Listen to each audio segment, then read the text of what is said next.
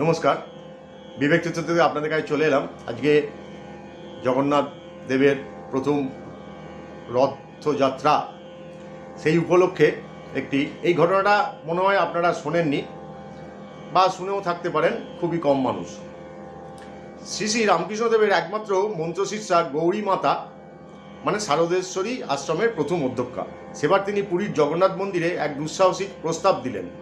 এক মানবীর সাথে পুরুষোত্তম জগন্নাথের বিবাহের প্রস্তাব। পাত্রীর নাম দুর্গা, ব্রাহ্মণ কন্যা। সে গৌরী মায়ের বোনের মেয়ে ও শ্রী মা সারদা দেবীর শিষ্যা। তার জন্মের আগেই তার মা প্রতিজ্ঞা করেছিলেন যে পুত্র সন্তান জন্মালে স্বামী বিবেকানন্দকে আর কন্যা হলে গৌরীপুরী মাতাকে এই সন্তান তিনি দান করবেন।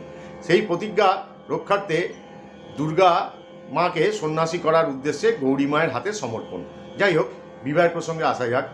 দেব মানবীর এই বিবাহের প্রস্তাব মন্দির কর্তৃপক্ষ প্রমোদ গুনলেন। ব্রাহ্মণ পণ্ডিতদের সভা বসল। পক্ষে বিপক্ষে বহু মতামত জমা হলো। গৌরীমা বিবাহের সমর্থনে বহু শাস্ত্রীয় যুক্তিও দিলেন। উপরন্তু নিজের আধ্যাত্মিক অন্তর্দৃষ্টিতে বললেন, এই মেয়ে কিন্তু সামান্য নয়, লক্ষ্মীর অংশেই এর জন্ম। আর প্রভুকে বিবাহ করবে বলে আজ অবধি এই বালিকা অন্ন গ্রহণ করেনি, শুধুমাত্র ফলাহার করে।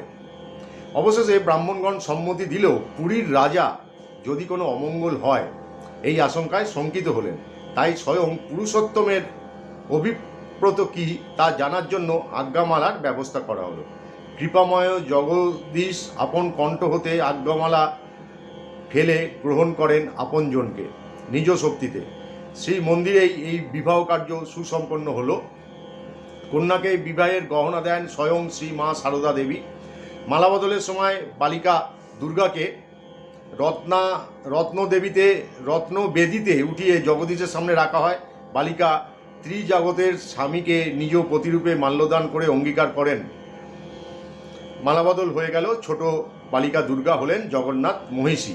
এই বিয়ের বহুভাত অনুষ্ঠিত হয়েছিল শ্রী বৃন্দাবনে। এই বালিকায় পরবর্তীকালে শারদেশ্বরী আশ্রমের দ্বিতীয় অধ্যক্ষা। অগণিত নরনারীর আত্মজীবনের গুণরূপে পথপ্রদর্শক দুর্গাপুরী মাতা। নীলাচলে শ্রী মন্দিরে তিনি চিরকাল জগন্নাথ মহিষীর মর্যাদা পেতেন। জগন্নাথের শ্রী মন্দিরে সিংহদ্বারের ভেতরে ওপরের ভিত্তিতে এই বিবাহের ইতিহাস প্রস্তর ফলকে রচিত আছে। আজও শ্রী মন্দির চত্বরে কাঞ্চি গণেশের মন্দিরে দুর্গাপুরী মাতার চিত্র সংরক্ষিত আছে।